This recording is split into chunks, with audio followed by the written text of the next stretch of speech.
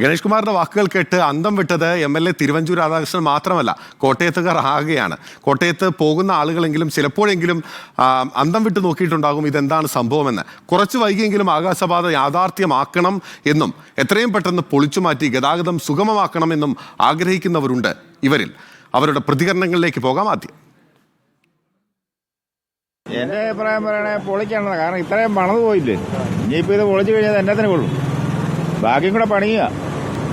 അതാ എൻ്റെ അഭിപ്രായം. കാരണം ഒരു നഗരത്തിനൊരു ഭംഗി കിട്ടും. പിന്നെ നാട്ടുകാർക്ക് കുറേ പറയാനൊക്കെ ഉണ്ട്. ചിലർ വേണ്ടെന്ന് പറയും, ചിലർ വേണമെന്ന് പറയും. പിന്നെ ഇത്രയും ഉണ്ടാക്കിയ സ്ഥിതിക്ക് ബാക്കി കൂടെ പണിയുന്ന നല്ലത് എൻ്റെ അഭിപ്രായം. ഇത് ഇവിടുന്ന് അങ്ങോട്ട് ഇറങ്ങാനും അവിടുന്ന് ഇങ്ങോട്ട് ഇറങ്ങാനും ഈ ഇത്രയും ദൂരം വേണ്ടി ഈ 40 വയസ്സ് കഴിഞ്ഞാലും ഈ ഇതിന്റെ മേളിൽ കൂടെ കയറി യാത്ര ചെയ്യണമെന്ന് പറഞ്ഞാൽ ഇത് പൊളിച്ചു കളയണം. ഇത് വഴിക്ക് കുറച്ച് ഇട കിട്ടും ഇത് പൊളിച്ചു കളയുകയാണെങ്കിൽ, ആ റൗണ്ടും ചെറുതാക്കുവാണെങ്കിൽ.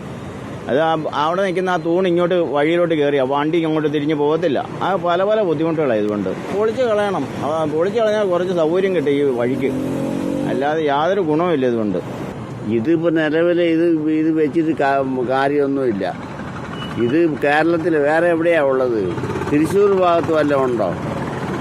അവിടെ ഒരെണ്ണം ഉണ്ടെന്ന് പറയുന്നത് കേട്ടു. പക്ഷേ ഇത് 9 കൊല്ലമായി ഇത് വെക്കാൻ തുടങ്ങിയിട്ട്. 9 കൊല്ലമായി. എൻ്റെ അഭിപ്രായത്തിൽ ഇതിൻ്റെ ആവശ്യമേ ഇല്ല. ഇത് അപകടമാണ്.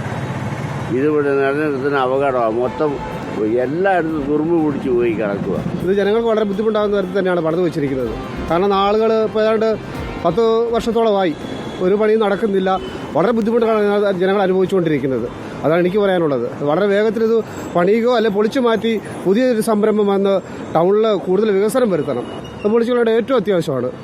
ഇതിലും ഭേദം പണ്ടിവിടെ ഉണ്ടായിരുന്ന റൗണ്ടായത് തന്നെയായിരുന്നു. വളരെ മനോഹരമായിരുന്നു. ഒരു തെങ്ങും തൈയൊക്കെ വെച്ച് ലൈറ്റൊക്കെ വെച്ച് വളരെ ഡെക്കറേറ്റ് ചെയ്ത് തന്നെയാണ് ആ കാര്യം വെച്ചിരുന്നത്. അതാണ് ഏറ്റവും നല്ലതെന്നാണ് എനിക്ക് തോന്നുന്നത്.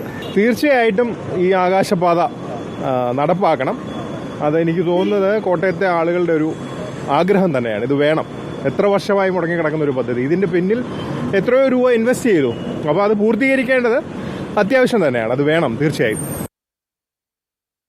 ജനങ്ങളുടെ പ്രതികരണമാണ് കണ്ടത്. പൊളിച്ച് കളയണമെന്ന് പറയുന്നവരുണ്ട്, വേണം, അത് ആവശ്യമാണ്, കോട്ടയത്തിന്റെ ഐഡന്റിറ്റിയാണ് എന്ന് പറയുന്നവരുണ്ട്. എന്തായാലും സർക്കാർ ഇതിനോട് അനുകൂലമല്ല എന്നുള്ളത് ഗതാഗത മന്ത്രി KB ഗണേഷ് കുമാർ തന്നെ വ്യക്തമാക്കിയിട്ടുണ്ട്. പക്ഷെ പോരാട്ടം തുടരുമെന്നാണ് സ്ഥലം MLAയും ഈ പാത സ്വപ്നം കണ്ടിട്ടുള്ള തിരുവഞ്ചൂർ രാധാകൃഷ്ണൻ പ്രതികരിക്കുകയും ചെയ്തിട്ടുള്ളത് നിയമസഭയിൽ.